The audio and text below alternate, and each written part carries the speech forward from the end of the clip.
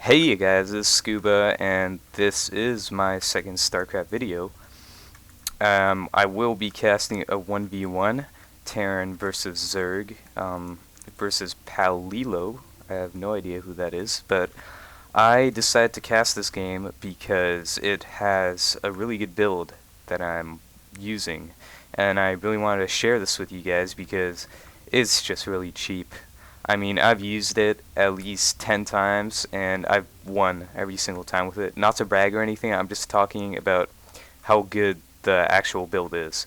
So, it would be really good if you guys knew how to use this build, because there aren't a lot of top quality Terran players, especially in Silver League. You would expect to know more good Terran players out there. But each Terran I face, they're like so, you know? So here I'll be showing you how this new build works. It's a fast Thor build. So, yeah, it's pretty mineral gas heavy, but it pays off in the end. And there will be a few surprises in the middle of this video too. So here we're just going to standard Terran play, supply on 9 when it should actually be on 10. I recommend it to be on 10. This was just back in the old days. This is a pretty old replay actually, but it gets the job done, I think. So I'm continuing to pump out SCVs, making the barracks.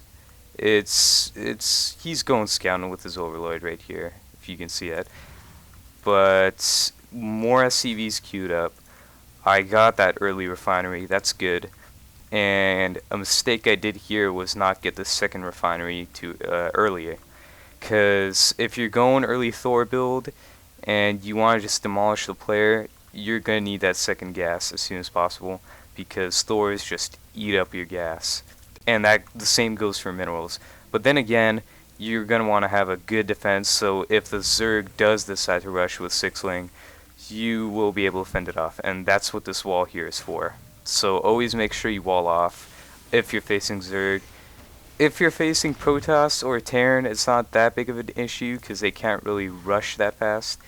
I mean, I guess they could, but it really is nowhere near as fast as a Zerg rush. So here's a Zerg player. He's got his queen out. He's getting an early lair, which means he will probably go for mutas. Or, yeah, I think he would actually go for mutas. This queen not pumping the spawn larvae, and he's not making any creep tumors too, so he's not really good with his queen management. Although he does have good saturation on his mineral. Well, not good, it's okay I suppose. But, yeah. He is doing some pretty good scouts though. He's got 2 Zerglings on those watchtowers, so that's pretty good. It's a good move by him. Back at our base, we got 1 siege tank out, and the siege mode just on the way.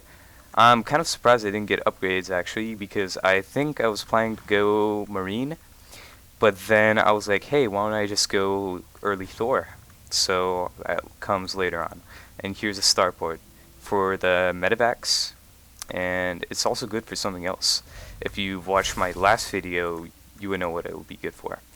So, pumping out this Marauder, not really many units in production. That's because I just pumped out a command center, and that would be for my expansion. That's essential for going early Thor. You need an early expansion as fast as possible, because you're going to need all the minerals and gas you can get, and supply depots. Make sure not to get yourself supply locked, because that's a bad thing. You're going to be waiting for a good while to get that supply depot up, and by the time you do have it up, the enemy player is just going to have a lot of more units than you. And the blue Zerg here, tearing up these destructible rocks. Funny part is, I really had no idea that there were any rocks here. I just thought he would come from here, that's why I sieged my tanks. And yeah, that kind of screwed me over, you'll see how. So he's just gathering up these lings, he's going to go attack these rocks, which I do not know about, kind of cheap. And then he's just got these banelings, speedlings army. He's going to mass it front of my base. I not sure if I can make this because the Spielings are just really... The Spielings and the Banelings are just really devastating. Or maybe I will. Yeah, see, he wiped out my whole Marine force with those. But I got my first Thor out, so he's in a little bit of trouble. Even though he just came in for... He just broke those rocks, and now he's making more Banelings. And I still don't know about those rocks, so that's gonna bite me in the ass. But continuing, got the Spire, got a couple Mutas. Those are, well, those won't be that big of a deal. I have Thors, and those counter Mutas really well. But as you can see, I'm moving out my forces. My Raven nearly dead. I think he's just gonna be able to pick it off. Maybe not.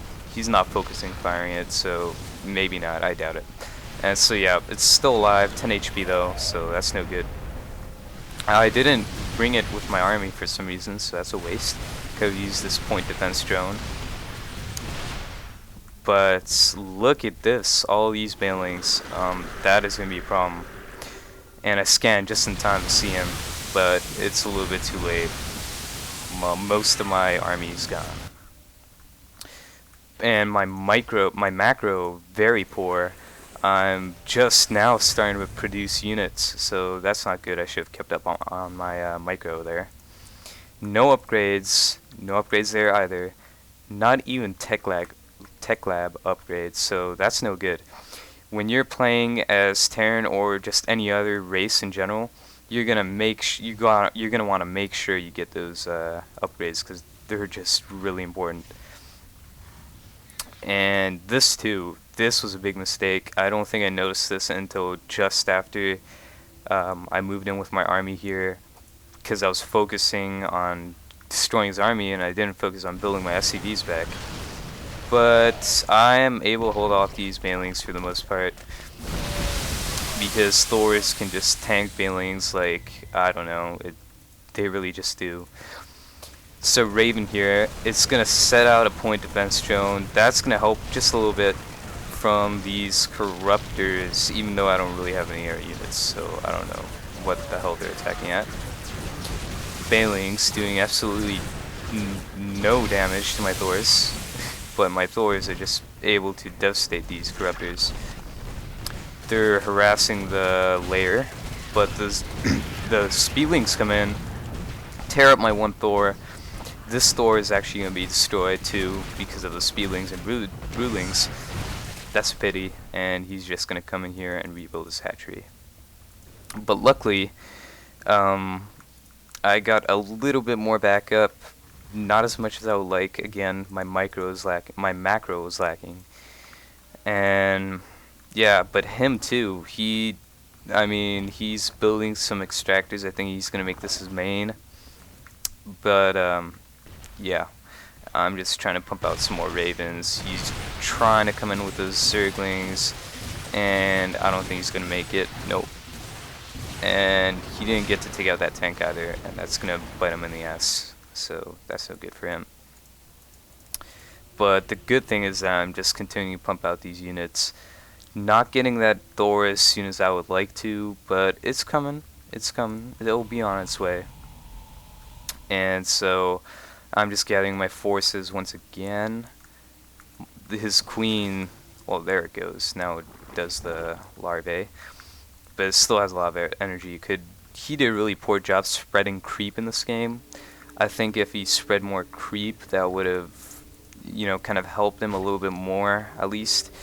But he's still not doing that bad right now.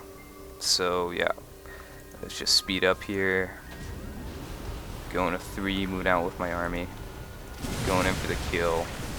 And it's going to be a GG here. And there's the leave. So that was that game. I hope you guys learned about my Thor strat. I hope you guys use it, because it really is a good strat for low to mid-end players. And that's the end of my second video, so thanks guys. I'll see you later.